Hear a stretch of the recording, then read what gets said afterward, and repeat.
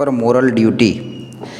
Our constitution now reads, it is every citizen's fundamental duty to conserve and thereby improve forests like river, lakes, environment along with wildlife, and also to have compassion towards organism. તો આપણે દરેક નાગરિકે એટલે કે આપણા દેશના જેટલા પણ નાગરિક છે એ દરેક નાગરિકની એક ફરજ આવે છે. શું ફરજ આવે છે? તો વનોનું રક્ષણ કરવું એ પણ આપણી એક નૈતિક ફરજ છે. અહીંયા લખ્યું છે કન્ઝર્વેશન. કન્ઝર્વેશન એટલે થાય ફરજ. એક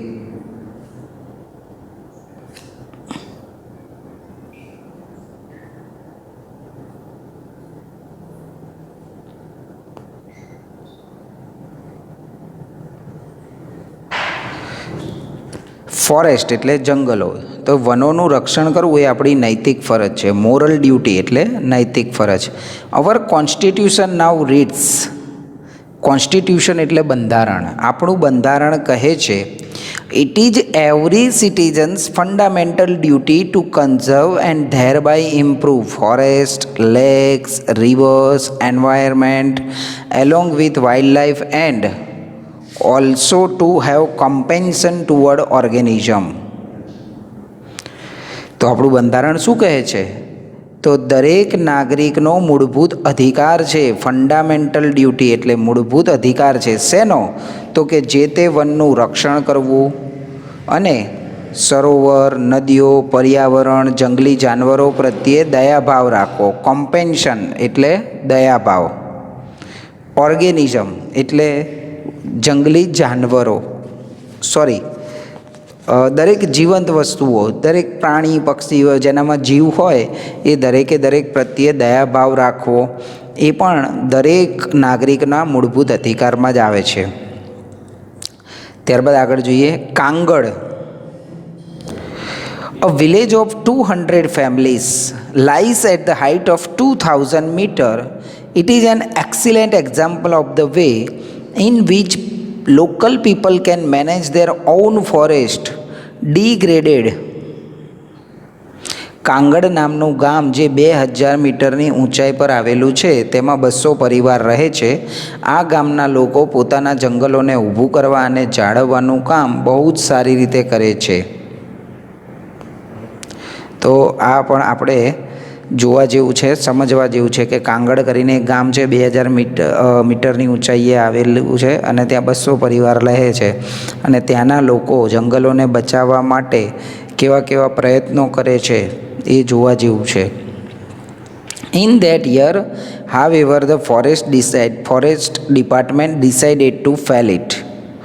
The village women who had to walk long distance for fuel, fodder and water were determined to save the last patch of trees.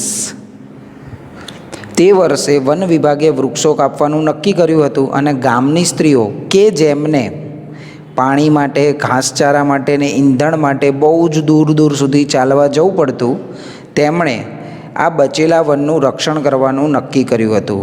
Last page, છેલ્લા ટુકડા સુધી લડી લેવાનું. ડેટરમાઇન એટલે નક્કી કરવું. તો ત્યાંની જે સ્ત્રીઓ હતી એમને તો બહુ જ હેરાન થવું પડતું હતું. રોજ એક દિવસ ચાલીને જવું પડે, પાણી ભેગું કરવાનું, ઘાસચારો ભેગો કરવાનો, એટલે કંટાળી ગયા હતા. તો એમને નક્કી કરી લીધું કે કંઈ પણ થાય આ જંગલો આપણે બચાવવા છે અને એમને નક્કી કર્યું કે આપણે લાસ્ટ પેચ ઓફ ટ્રીઝ, વૃક્ષના છેલ્લા ટુકડા, પેચ એટલે ટુકડા સુધી આપણે લડત આપવી છે. The men of Kangad, though were offered work by the forest department to fell the trees.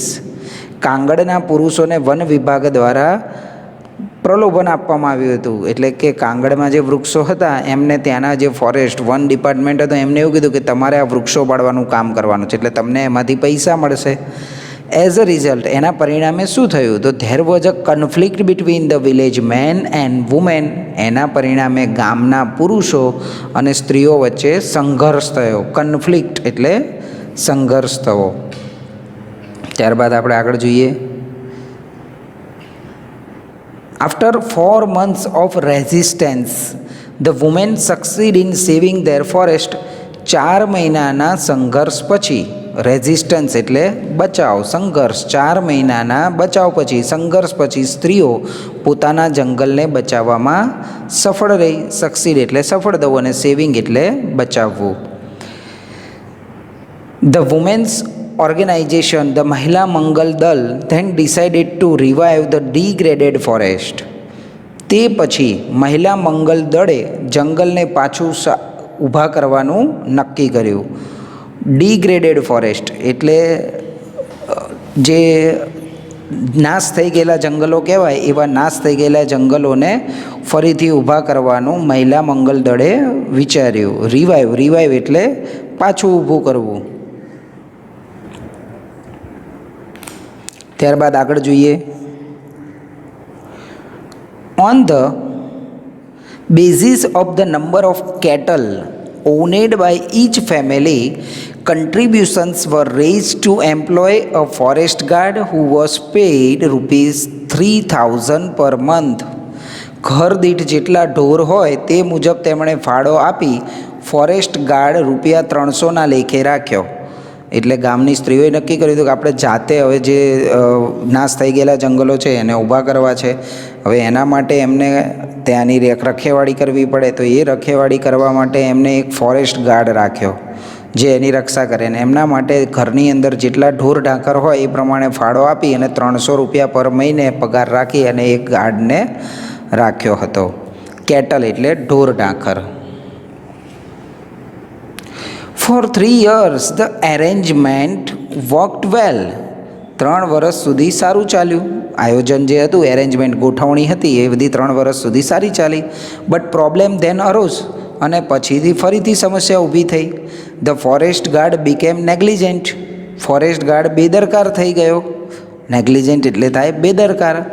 And protection was loose, અને વનના રક્ષણમાં શિથિલતા આવી ગઈ. જે વનનું રક્ષણ કરવાનું હતું એની અંદર શિથિલતા આવી ગઈ. Once the women discovered this, they abolished the post and decided to guard the forest themselves. એક વખત સ્ત્રીઓને ધ્યાને પડ્યું કે, ડિસ્કવર્ડ એટલે શોધી કાઢ્યું, એક વખત સ્ત્રીઓએ શોધી કાઢ્યું કે they abolished the post, તેઓએ આ પોસ્ટને નાબૂદ કરી દીધી. એબોલિસ્ડ એટલે નાબૂદ કરવું. And decided to guard the forest themselves, અને નક્કી કર્યું કે હવે આપણે જાતે જ આ વૃક્ષોનું રક્ષણ કરીશું. કારણ કે એમને જોયું તો પેલો જે ગાર્ડ હતો એ વ્યવસ્થિત રીતે કામ કરતો નહોતો, અને આવું સ્ત્રીઓને એકવાર ખબર પડી તો પછી એમને જાતે જ નક્કી કરી લીધું કે હવે આપણે જાતે જ આની રક્ષા કરીશું વૃક્ષોની.